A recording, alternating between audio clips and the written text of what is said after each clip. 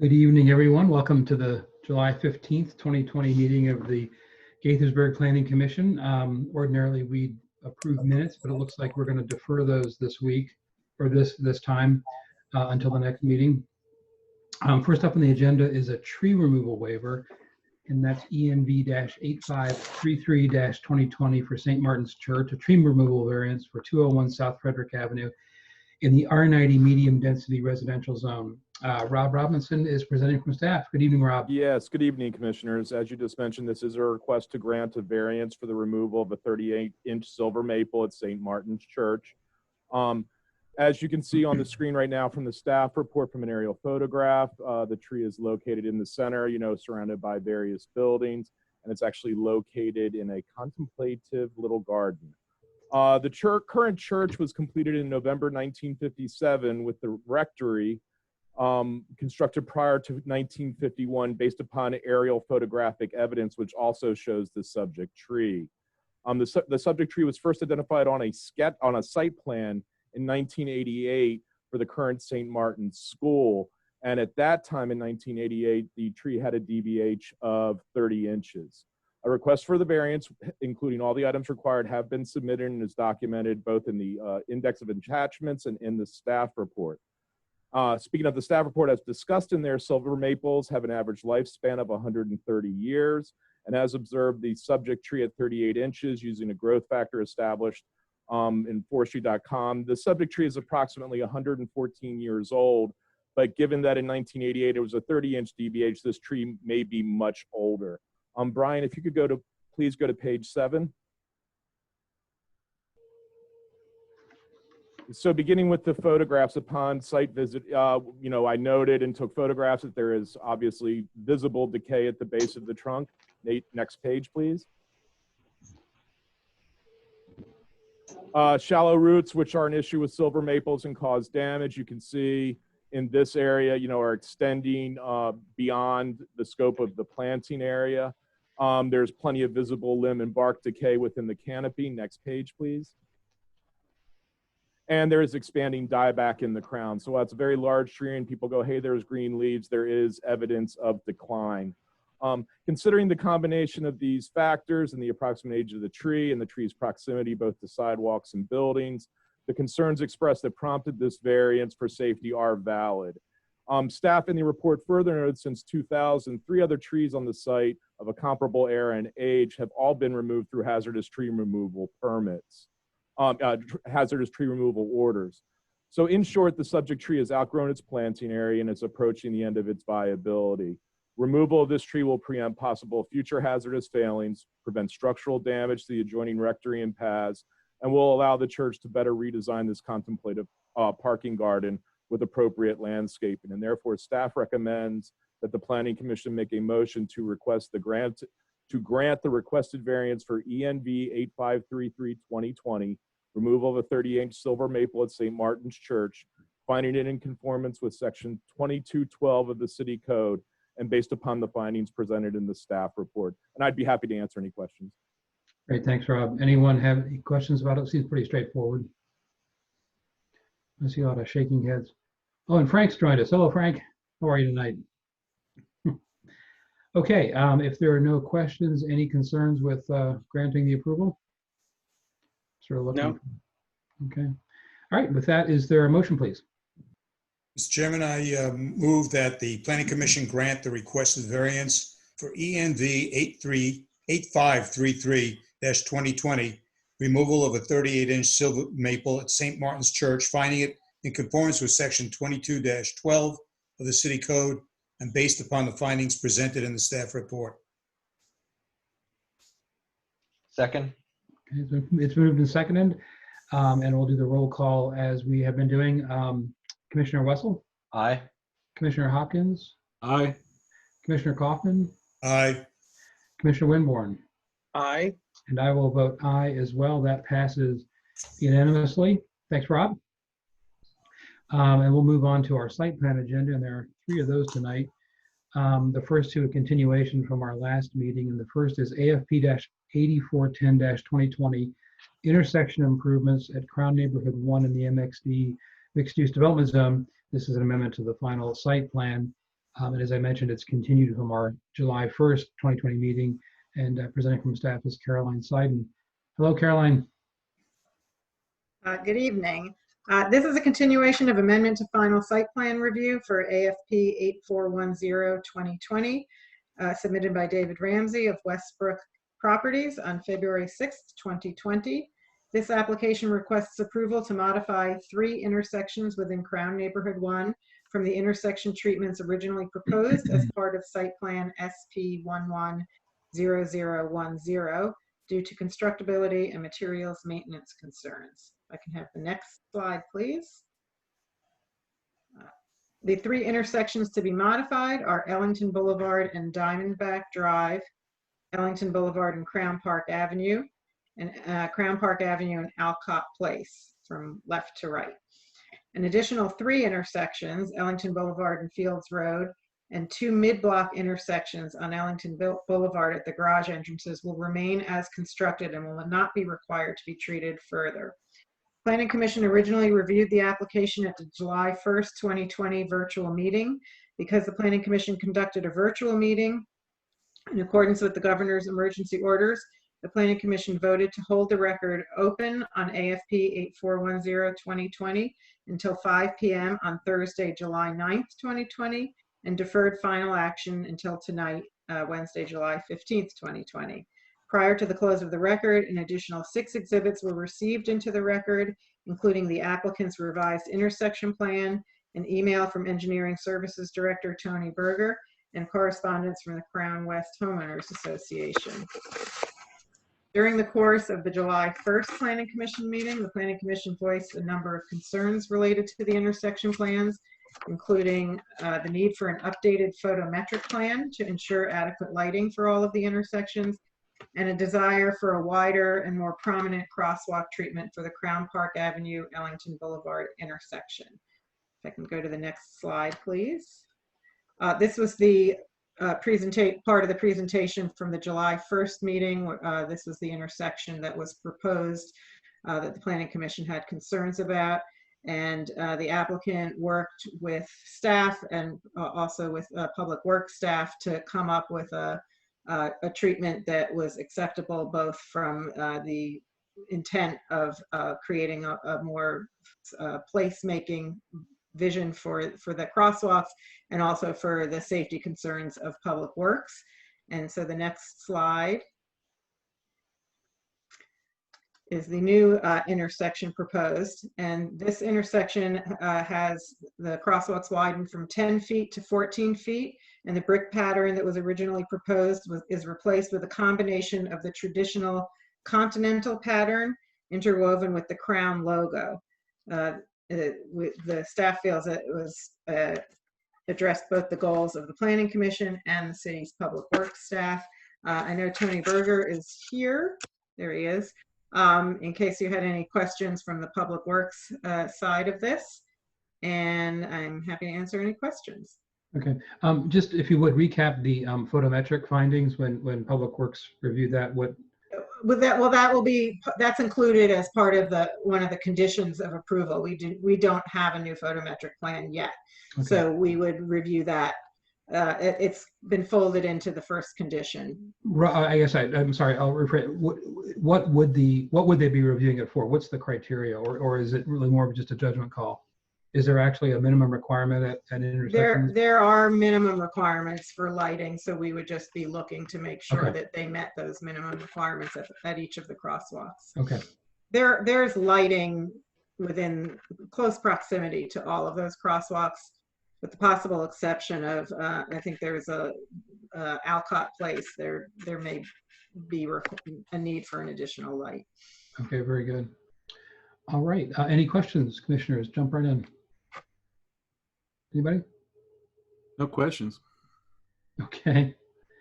And our record's closed on this, so we're not obviously having any more comment. And of course, nobody signed up anyway. But I guess with that, go ahead and do the recommendation, Caroline, and we'll move into discussion. Staff recommends that the Planning Commission, based on the exhibits submitted, the applicant's testimony, and the staff report, findings, and recommendation, grant AFP 8410-2020 amendment to final site plan finding it in compliance with sections 24-170 and 24-172A of the city code with 4 conditions that are in the staff report. And I'll also acknowledge, I think you mentioned it in your staff report, Caroline, that we did get some good feedback from the neighbors and the community there. Unfortunately, it's sort of outside the extent of this application or this scope, but they were, I think, appropriate recommendations for maybe the ongoing improvements around the neighborhood and around the sites. But anyway, with that, I would also suggest that the revised crosswalk design dimensions, it really is a great improvement, and I think I'm really happy to see the way that came back. Commissioners, any other issues we should hit? I guess my one and only thing that I'd like a little bit of clarity on or discussion on, because it came up in the HOA submitted information, is the discussion of maintenance responsibility, because that was really the applicant's one of the main justifications for not sticking with the brick, original envisioned brick crosswalk, was that, this would be an ongoing maintenance burden. We now have the HOA saying we shouldn't have to maintain this at all, and they have equal concerns about the painted or stamped on finish.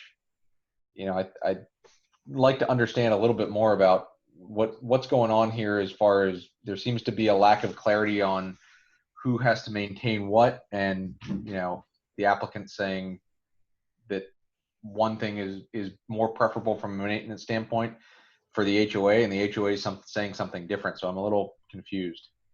Well, just to clarify, the HOA that provided comments and the PowerPoint presentation is not actually the HOA that would be involved with the maintenance for these particular set of crosswalks. Got it. But there is an HOA that would be responsible for it, but it includes downtown Crown and some of the more commercial entities.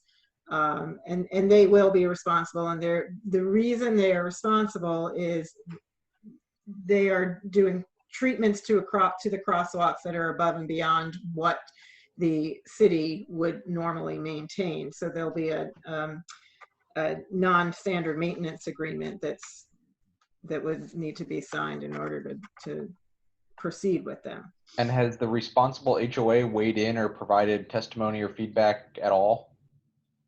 Well, some of the HOA includes the developer still, so they're kind of one and the same in part, and the others have all been notified. We have not heard from them. And if I may jump in, I'd like to note there is an existing approved non-standard maintenance agreement dealing with these situations, and that existing non-standard maintenance agreement wasn't defining, the previous brick. It was just saying those, improvements that go above in the public right of way. So that's already in place, Bill. Yeah, no, and that's fine. It was a little confusing and concerning, but it makes sense now. And the short version of the answer is those that will be responsible for it have been given the opportunity to comment, and they either have or haven't, but the opportunity was there. Yes, correct. And that includes, to a certain extent, Public Works for some of this as well. Right. Okay. Very good. And I guess the only other thing I'd say, and I totally agree with your statement, John, that the traffic safety issues that were raised by a number of the folks who submitted testimony, is in addition to the neighborhood 2 and 3 HOA, are really outside the scope of this. But I do want to make sure that there is a vehicle or a discussion happening, whether it's through the city or to at least look at and possibly address some of those concerns in a separate venue. So I can confirm we have reached out to them to explain what the purpose of this particular application is, and happy to speak with them about some of the issues that they addressed in their application. It's a little bit more complicated. Those streets are not owned by the city. They're private, and they will remain private. So they do need to work with the developer on any changes. But we're open to helping work with them on those issues. Okay, great. All right, any other comments or concerns? I'll add just a little praise, I guess, and say that I think it's a welcome improvement. I think it's regardless of alternative opinions, it's a much more maintenance-friendly design, including break from the running bond brick press. And I think just a soft brand is really welcome there as well. So 14 feet makes for a safer intersection, more comfortable intersection. And then that soft brand in the walkways, I think it's great. I think it's wonderful. It's a wonderful addition to Main and Main. Yes, indeed. I think I agree, Matt, entirely. I think it looks great and it's an improvement from what we had before. I think the one question I raised in the last meeting and last presentation, I think I can't remember if we addressed it or not, but understanding there's a non-standard maintenance agreement in place where the HOA is now responsible for maintaining some or all of these improvements.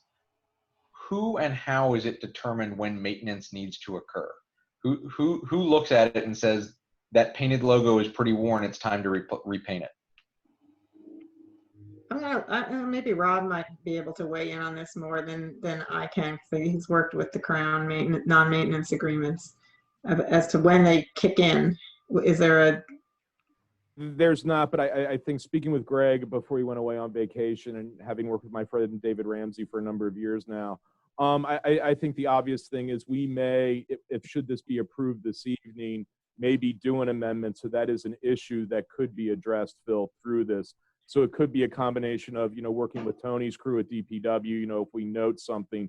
And again, the references of an HOA, it's really a neighborhood association because the bulk of neighborhood one's filled with the commercial entities. Yep. So it's not really homeowners per se. It's more RPAI and Bizzuto are probably the prime property owners over there. So yep. That's something that can be addressed and amended. But I just wanted to make clear there is one on record already, and we can amend that to potentially, bring in this issue and set some parameters.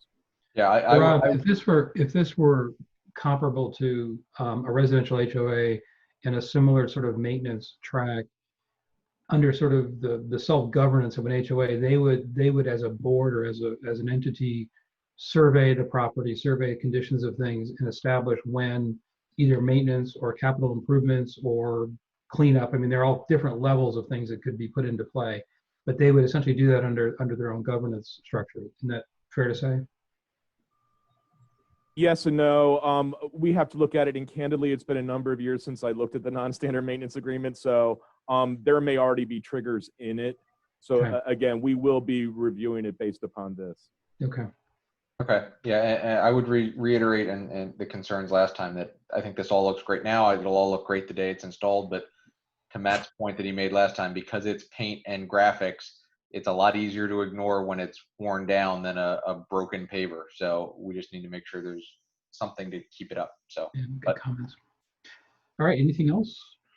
John, I just wanted to echo what Phil and Matt had talked about as far as the redesign. I think it's a great idea. I think it gives visibility, and that was my major concern the last time we had the discussion, visibility. And I also eagerly await the photometric plan to make sure that there is proper lighting on those four corners, particularly the one at Ellington and Crown.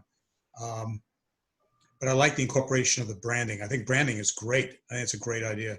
And we should consider that in certain other neighborhoods as they develop in the future, maybe even perhaps incorporating the Gaithersburg brand in some of the crosswalks and places like that.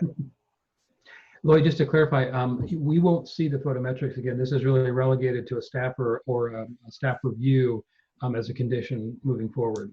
Right, I understand that, but Okay. I was concerned about visibility, and I think what they've done so far really elevates that visibility and helps with the crosswalk. Indeed. Okay, any other comments or concerns? This is Danny. I echo all the comments that my colleagues have made, and I really appreciate that, we're taking into consideration the new normal with the social distancing, with the 14 feet, so people can observe social distancing. I think that's really a good idea, and I hope that's going to be a guide and a standard going forward. So, and I really appreciate the branding as well. So good job. I think it's good. It worked out very, very well. And I'm anxious to see, I think it's also a good study in what a busy intersection like that does to this technology for applying the applied texture and color and patterning. We may be pleasantly surprised it may be more durable than we think, or there may be some issues that can be learn from this, but I'm sure knowing how it's gone so far, the leadership in Crown is going to stay on top of this and keep it looking fresh. So that's good news. It would definitely, I agree. I think I've done in the last 2 weeks as I've been walking around the city, I've done an unscientific survey of all the different crosswalk treatment types and their varying levels of disrepair. So it'll be a good thing just for the city to look at, just from an informational standpoint, when we're evaluating things to use at other crosswalks in the city, see how it holds up. Yeah. Okay. I think we've heard from all the commissioners. If there aren't any last comments or concerns, is there a motion, please? We have a recommendation from staff to approve with 4 conditions. The record was closed, obviously, before the meeting. So unless there's any need to discuss the 4 conditions, no, I don't see anybody jumping in. Is there a motion, please? Mr. Chair, I move that the Planning Commission, based on the exhibit submitted, applicant's testimony, the staff reports, findings, and recommendation, grant AFP 8410-2020 amendment to final site plan, finding it in conformance with section 24-170 and 24-172A of the City Code with the 4 conditions. Second. All right, it's been seconded by Danny and Lloyd. We'll pick that up in the minutes one way or the other. All right, Commissioner Wessel. Aye. Commissioner Hopkins. Aye. Commissioner Kaufman. Aye. Commissioner Winborn. Aye. And I will vote aye as well. Thank you all, the Crown team. Nice work, and thank you for working with us to get to a. And excellent Dave, how do you pronounce your first name there? It's spelled wrong on the screen. It's Okay, but I wanted you to try to say it. I'll let you handle that. Okay. Thank you all very much. All right. Thank Have you. a good evening. Thank you.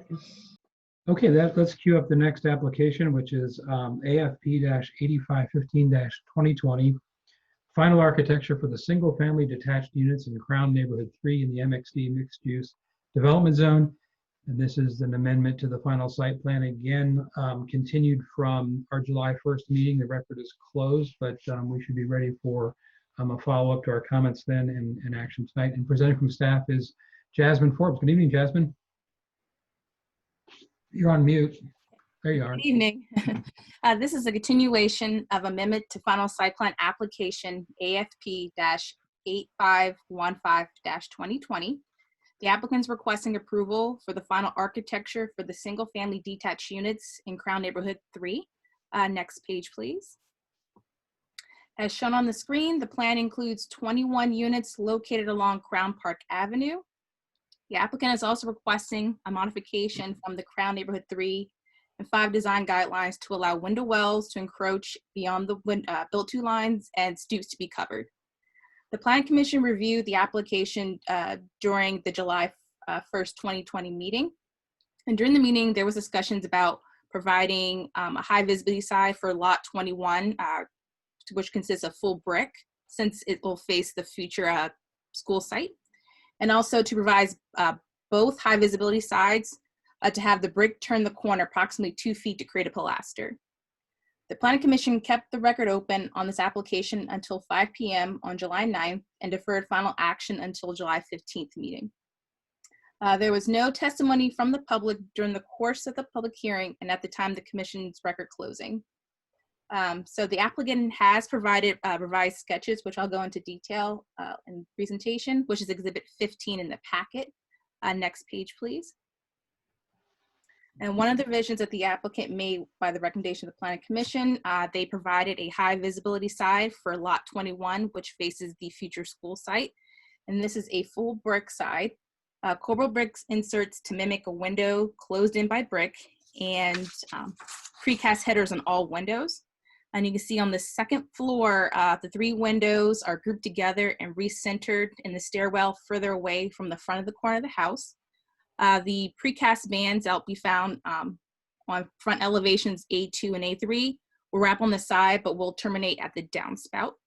Next page, please. So the applicant revised the side elevations to reduce the brick return on the side to approximately 2 feet to create a logical column or pilaster as the base of the corner. And similar to the last elevation, the 3 windows on the second floor have been grouped together and recentered. Next page, please. And the side elevation has revised the same way. And the applicant did shift the downspout a little further back on the side. In conclusion, staff is supportive of the revised side elevations for the single family detached units. Staff's opinion that the applicant has addressed the commission's comments, and I'd be open to have any questions you may have this evening. Sounds good. Well, I wanted to just get one detail clarified. The windows that have the blanked out glass spandrel, whatever it is, those window units though themselves, the frames, the casing, the hole, the sashes, those are all exactly the same as the other windows. It's only the glass, the lights that have been changed out to something opaque. Is that correct?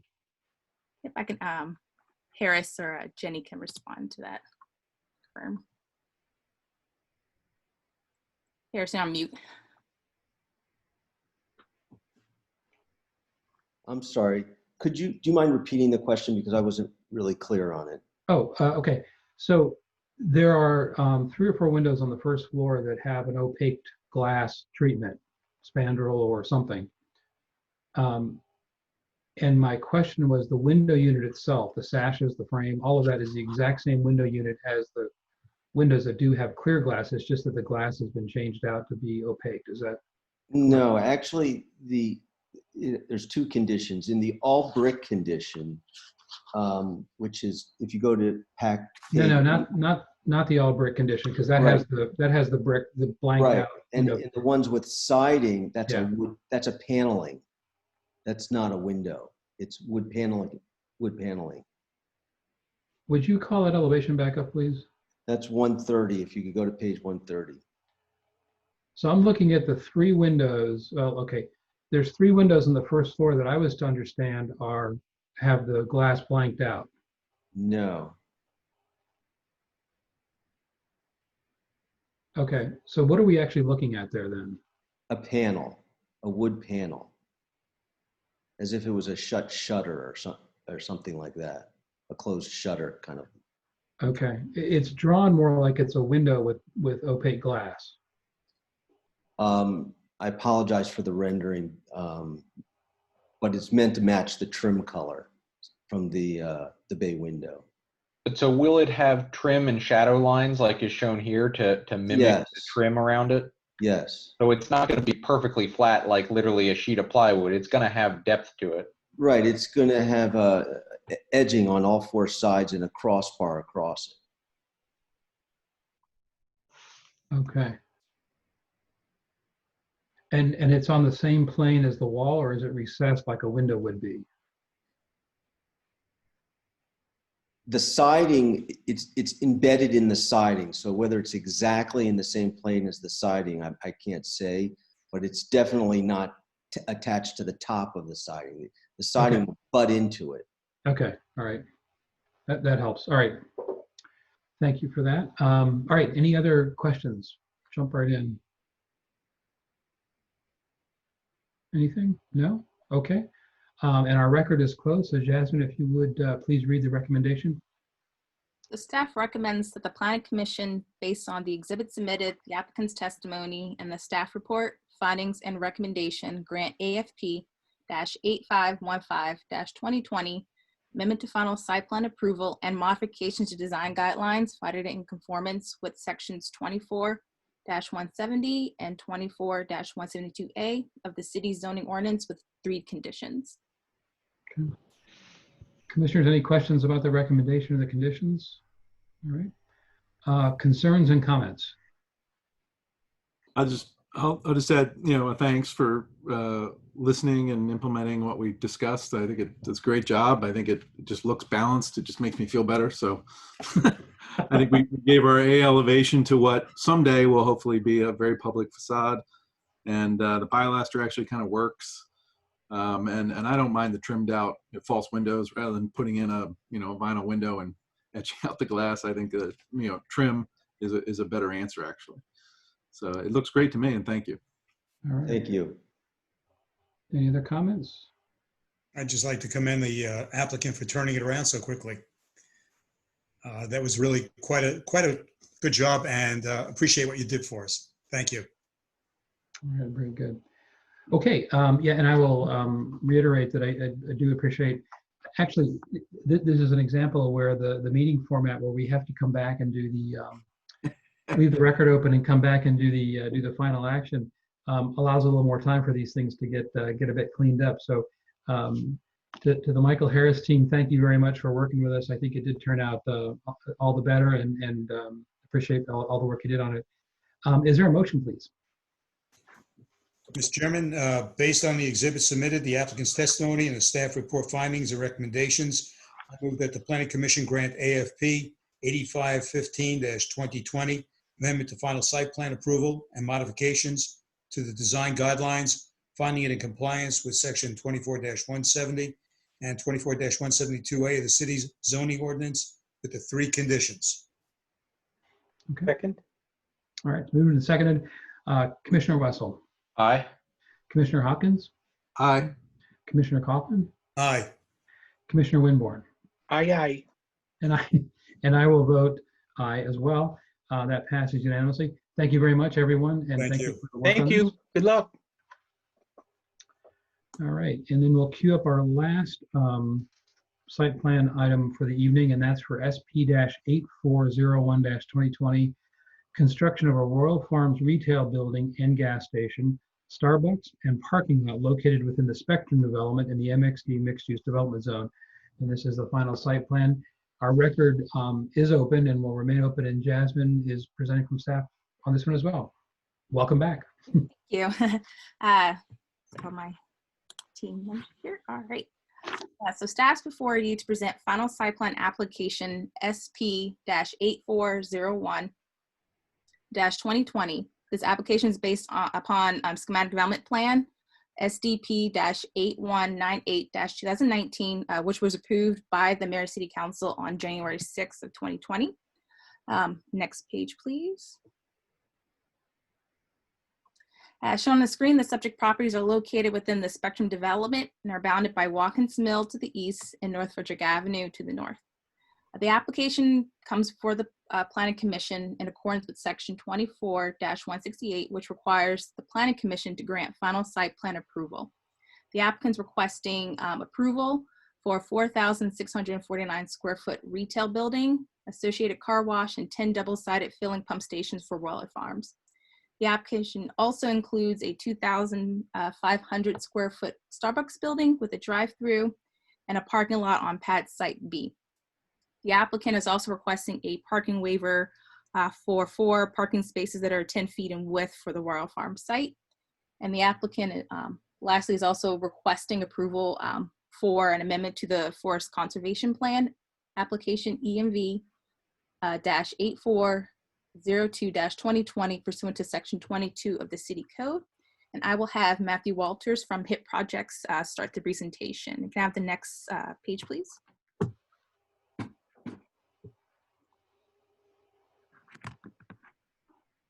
Good. So as Jasmine said, this is the site plan is a follow-up from the SDP that was approved in January for Royal Farms, Starbucks, and a parking lot on what we call Pad B. Next page. Thank you. So just as a refresher for this property, this is the Spectrum development. Right there in the orange are the 3 multifamily buildings that are existing currently. The blue is existing retail that we have out there, and the pink is the subject property that we're talking about here. Next page. So with this site plan, we believe that it will continue to enhance the multi-use development that we have with internally and externally compatible design. The Royal Farms will provide much needed typical necessities that you'd find in a convenience store for the people that are currently living in the project. Right now, there's, even with all our retail there, there's not anywhere to grab essentials like that. They'll also be able to get the chicken there. And this will also serve Gaithersburg as a whole with the gas and the Starbucks right off of I-270 and the new interchange.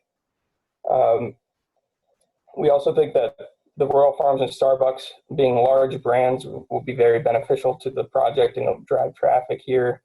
And as a result, the smaller mom and pops and the other local businesses in our development will will benefit from this. Next page. This is another refresher that in January, that on the left there, you see that that's what we originally had proposed. We reduced the size of the building to 2,500 square feet for Starbucks, and that's to accommodate this drive-through, which now seems more important than ever with COVID and people probably not getting out of their cars as often when they go out to get food. Next page. And this is what's changed. This is the current design, and it's very similar to what was approved in January. The couple of changes are just some added details. We added the ADA path there. We added some storm drain details, a little bit of outdoor seating.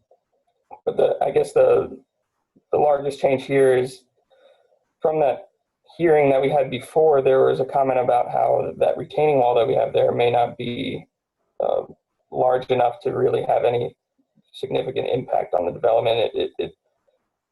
With where it's placed, it maybe needed to be a little bit larger. So we shifted it closer to 355, which makes it larger to the eye, above grade, it's larger. And as a result, we were able to shift the drive aisle a little bit, not significantly, but any little bit helps. And so that lengthened the drive-through lane a little bit as well.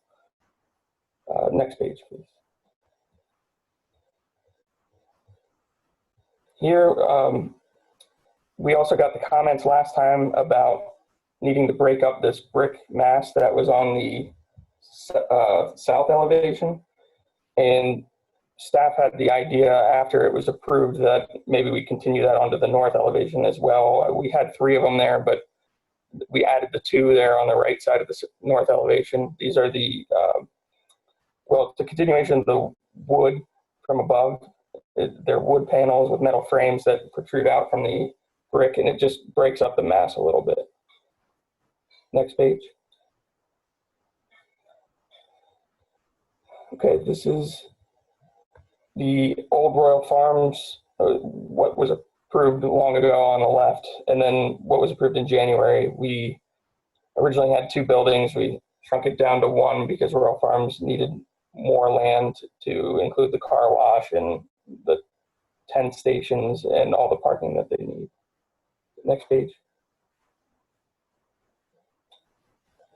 Not much has changed here since January. There's a sidewalk that was added just after, if you're coming from the north on Paramount Park Drive from the Humane Society and you're walking on that sidewalk and you cross this crosswalk here, there's a sidewalk right there, and that's basically before what was approved in January only had the 1 sidewalk on the other side, on the east side of the building, which was kind of a longer walk for anybody that was coming from the Humane Society. So this second sidewalk was added in addition to where that crosswalk is on the very far, like to the left of your screen there, where the police station will be.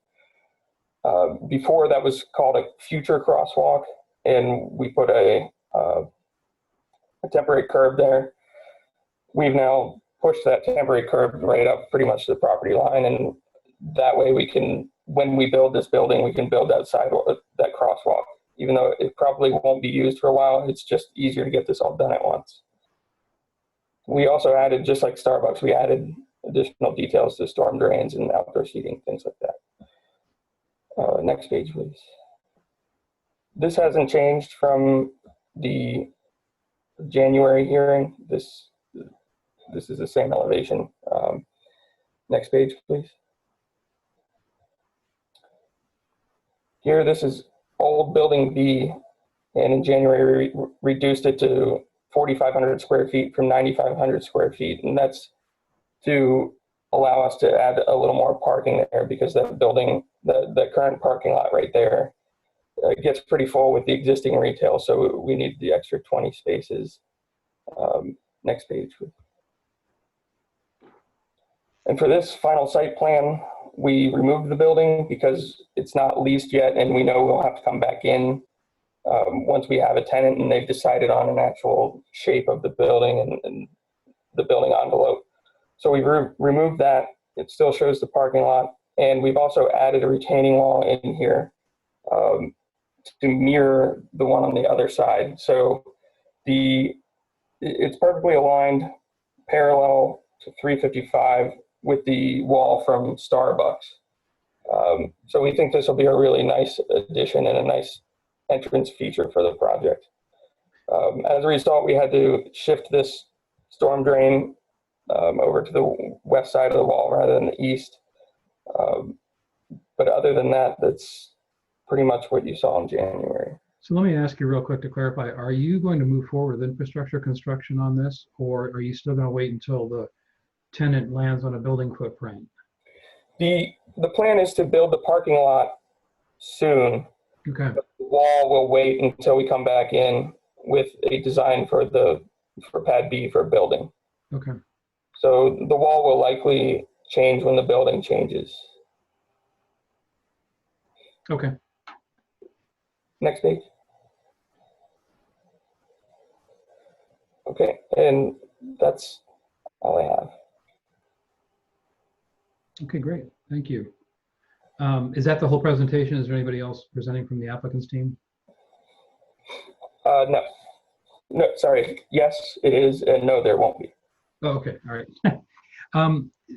One of the comments that came up had something to do with noise generation from the car wash, of all things, to the police station. And I didn't know, I don't know if it's staff or if it's you guys can answer, is there some kind of criteria that police stations be in a quiet zone or something? I mean, what's the issue there? I was there. It was a surprise. It was just a side comment from my perspective of, well, those things can get noisy. Can you get some kind of a test on what the noise would be? And we said, okay, we'll do that. And it's just a question of getting it. I mean, if it really was noisy, then we'd address the issue. But it's a car wash, and it's not a particularly noisy car wash. It's fully enclosed all the way down to the end. So we don't expect there to be an issue. But it was an issue that You sort of froze up on your feed. wanted to be responsive to the police. Is that a fair statement, Matt? Sorry, Pete, you froze up there at the end. Sorry, that's the story of my life, though. Okay. I do want to, they just had concerns, especially about the fans or where the fans were located and how much noise was generated from the fans. So there is a condition that the applicant will submit a noise study for staff in the police station to review. We have Phoenix Engineering working on that now, and they expect to have it back Friday. We did provide a noise study from a previous car wash, Royal Farms car wash, the same car wash, that shows that it really doesn't have much of an impact. But Phoenix is going to look at this specific site and give us results Friday. Okay, fair enough. But they don't have a criteria that says no off-site noise above some decibel can be generated or something like that with their site criteria. It's just sort of a comment when they were discussing it with you. Yeah. Okay. The other question I wanted to just, it's a nit in a way, but on I think it's on page 379 of the actual packet, the elevations for Royal Farms, you show a big ice machine out, or ice refrigerator out in front of the building, just exposed. It's kind of a shame to have exposed equipment like that when you've done so much else to clean up the look of the building, and it's in sort of a tight urban. Are there any opportunities to do something with that? Either clad it, surround it, recess it. I don't know what the answer is, but just not have an exposed piece of equipment out on the sidewalk. So I think Royal Farms could probably answer that better, but I imagine they certainly have a solution for this, and I can bring that up with them. Okay. Because like I said, I mean, I know it's a pretty common thing, but with everything else going on this site, with such an attention to detail, the four-sided architecture, all that stuff, and then just to have this sort of plunked onto the sidewalk, it's a little bit of a detractor, I think. Matthew, we won't be able to recess it because they've got everything in the back, the refrigeration, everything else. Whether or not they can put some kind of edges on either side of it to to Right. minimize the impact, I don't know. But it's certainly, it's an easy call to make. Yeah. Like Or whether they can just dedicate some freezer space inside one of the multitude of freezers inside to have ice inside. It's actually what happens is workmen show up and they buy bags, 8, 10 bags at a time, apparently. So it's a convenience for the people that actually come. It's not a 1-2 like a Safeway center, or so I've been told. Okay. All right, commissioners, any questions? Yeah, this is Danny. Yeah. I had one quick question about, can you talk a little bit about like cars queuing up for the car wash? Sometimes that can be problematic, but talk a little bit about how that might happen here. Okay. Can we go to page 378. Okay, thank you. Thank you. Louis? No, 378. There you go. That's it. Okay, so at one point this car wash was closer to Watkins Mill Road, and it became problematic when we were trying to queue it. So we flipped it, and so now once you've entered the car wash queue line, which is kind of where that not median, but that little landscaping part sticks out. There's room for 6 cars there, and that's what they require. That's what Royal Farms requires. Okay. But because of the way it's laid out, there's plenty of room behind it to just continue on with that stack for unplanned long queue lines. Royal Farms has said even so, I guess recently maybe they've switched to where if you're a Royal Farms member and you pay for your gas and you get a car wash, you used to have to redeem it immediately, but now you have a month to redeem it. Okay. So people nowadays are seeing a long queue and they decide to save their car wash and come back later. Okay. That's what they've told us. So there's plenty of room there, but also they're not expecting it to be an issue anyway. Okay. All right. Well, thank you. Can you leave that diagram up again on 378, please? You mentioned the fact that any other place where a convenience store within walking distance of the Spectrum, and this is a great amenity for the people who live in the Spectrum now. My concern is on Paramount Park Drive, there's a crosswalk at the upper right-hand corner on this diagram. When we cross over, the inclination, at least the way it appears on that right now, would be to cut through a parking area with groceries, whatever, instead of walking down further down on, I don't know what the name of that entrance street is, in order to cross over. Is there any possibility of a pathway or something that would delineate for the people who are walking, the pedestrians who are walking across from the Spectrum to get some supplies and go walk back? Or is it just plain paved there with slots for parking? I'm sorry, you were breaking up. I'm not sure whether that was on my end or your end. You were asking about residents getting there from the Spectrum on foot? Correct. Right. Paramount Park Drive walkway. Coming across the parking lot. Okay. So I guess we could go to the first or the second page of this slide.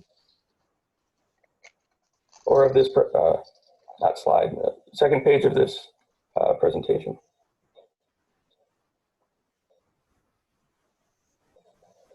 Is there any way to zoom in a little bit? Oh, okay, so on either side of Paramount Park Drive, one of the conditions of this is that we actually finish out the sidewalks on both sides. So right now it ends at the back of the single-story retail building that has just recently been leased. That's where the sidewalk ends, but we'll continue it along Paramount Park Drive, past the Forest Preserve, and across that curb cut there'll be a temporary sidewalk, concrete sidewalk across there. Okay. And then it turns to where that crosswalk that you were talking about was shown on that page. Right. The alternative is to walk in front of the Majestic across that crosswalk by that parking lot. And then we will construct that sidewalk there to Spectrum Boulevard. And then also construct, I think the crosswalk's already in, but we'll finish the sidewalks. Lloyd, I just think on the site plan, it was a little hard to see. There's a 5% ramp on the back right corner of Royal Farms. So if you came out the front door with your groceries, you can go right up that little hill to the sidewalk and you don't have to cross the parking. So I see what you mean. it was just a little hard to read on the actual, line site plan. But here, yeah, so you just point to it here. You see the gray connection? A little clearer here. I see that. Okay.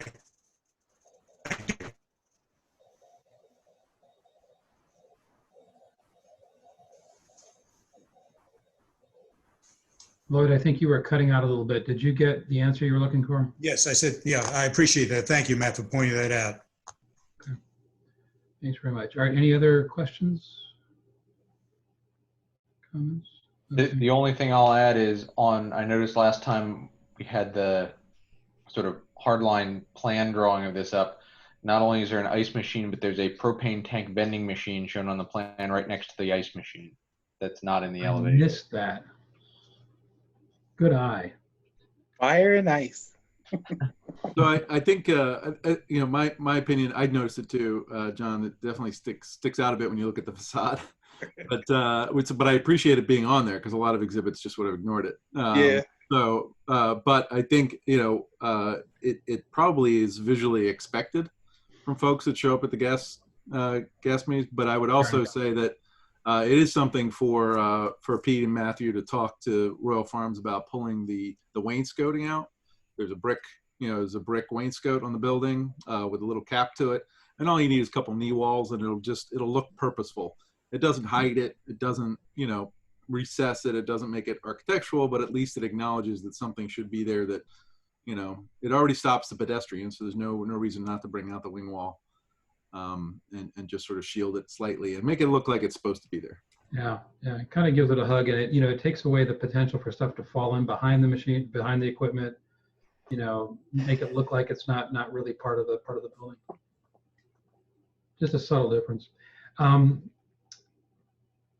Did any of you all have any questions about there's 8 conditions proposed by staff, and a lot of it's sort of technical in nature and will be developed or dealt with as they finish up their plan submittals for construction. But any issues about the conditions, since we have so many of them, plus the deferral? Any issues there? Did you guys, Jasmine, did you end up and Matthew, did you work through correcting the letter reference to P and Q? How did that get resolved? We're still working on it. So for the Planning Commission on condition number 4, we noted in the staff approval that there was condition in STP-11-002 that wasn't carried over, or some of the aspects wasn't satisfied. And we met yesterday, and it was noted that the original STP referenced the wrong lot. It's supposed to be parcel Q, not building P. So staff is working to draft up a condition to revise condition number 4. Okay. And since we're only the proposals, we continue the record until keep the record open and not have action until the next meeting. That can be fixed without any formal motion tonight, I would assume, right? Yeah, that's correct. Okay. All right, commissioners, any other questions about the proposed conditions? Because I know Jasmine won't read them all when she does the recommendations. So I just wanted to jump ahead and see if anybody had any questions. Okay. Jasmine, what's your recommendation? So staff recommends that the Planning Commission hold the record open on SP-8401-2020 and ENV-8402-2020 until 5 p.m. on Thursday, July 30th, 2020, and defer final action until Wednesday, August 5th, 2020. Okay, great, thanks. And I assume, Pete, you and the team are not surprised by this recommendation that we keep the record open and for final action at our next meeting? No, I found out about that yesterday. I think it's a great idea. Okay. It gives everybody a chance to point it. Sure, and we may hear more comments from the public, but in any event, that'll be the route. And that'll give, I think, you guys time to follow up on a couple of the details we talked about tonight as well. All right, commissioners, any issues with the recommendation? All right. I don't have any issues with the recommendation. I think one thing I'm noticing, I'm just skimming through the site plan for Royal Farms with a little more detail. This building is ringed with about 47 bollards on 4-foot centers that are going to be painted some brightly noticeable color. So the elevations with our ice machine and our propane tank are probably the least aggressive thing we're going to see when we actually look at it in reality. So less concerned. Okay, very good. Good observation. Those could be white. They don't have to be traffic yellow, right? And hopefully it won't be. It may be royal blue. Hey, there you go. Well, in keeping with the style of the building, they could all be little hitching posts too, right? Okay. Is there any other comments or issues to delve into? And if not, recommendation is to keep the record open, and we'll need a motion for that, please. So moved. You want me to read it? I mean, I can. Why don't you go ahead and do that for the record? Okay. Yeah, Mr. Chair, I move that the Planning Commission hold this record open on SP-8401-2020 and EMV-8402-2020 until 5 p.m. on Thursday, July 30th, 2020, and defer final action until Wednesday, August 5th, 2020. Second. it's been moved and seconded. Commissioner Wessel, Aye. Commissioner Hopkins, Aye. Commissioner Kaufman, Aye. Commissioner Winborn, Aye. and I will vote aye as well. That passes unanimously. Thank you all very much. We'll see you back here at our next meeting on August 5th. Thank you. Thanks, Jasper. Take care. Thank you, guys. Looking Thank good. you. All right, that takes us to from the commission. Danny, may I start with you?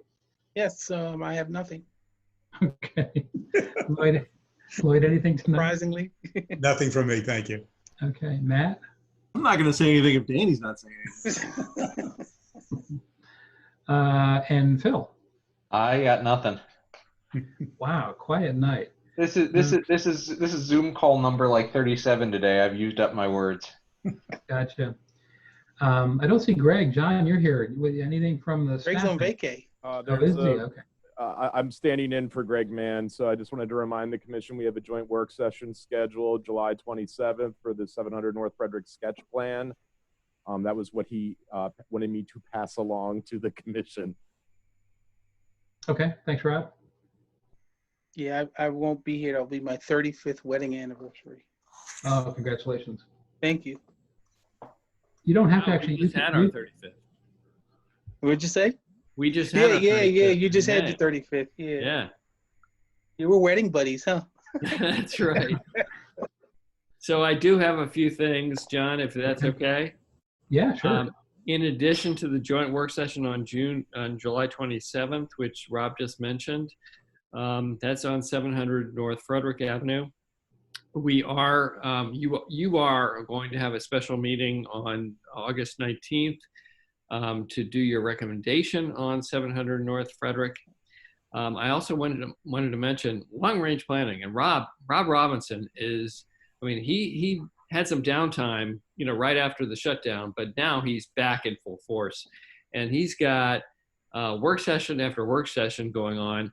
On August 10th, it's not a joint work session, but it is the mayor and council work session on Lake Forest Mall, and whether or not to expand the boundaries, whether or not to do the special study area. A lot of things that we just met on this today. We're talking about a lot of different options. So that's happening. I'm sure you want to pay attention to that. August 24th, there's going to be a county presentation county planning presentation on the subdivision staging policy. That's a special work session that Rob is also hosting.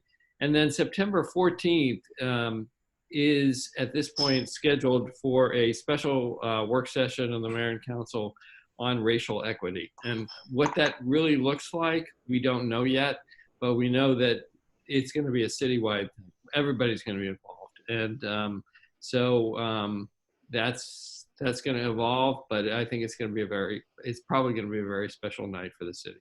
Mm-hmm. And that's what I have tonight. Great, thank you very much. So we'll keep an eye on the meeting agendas that will pop up on the website for the council, because it sounds like there's quite a few things we should be paying attention to. Absolutely. Yeah, thank you for that. All right, is there anything else that we should talk about tonight? Well, if not, our formal meeting is adjourned. Have a good evening.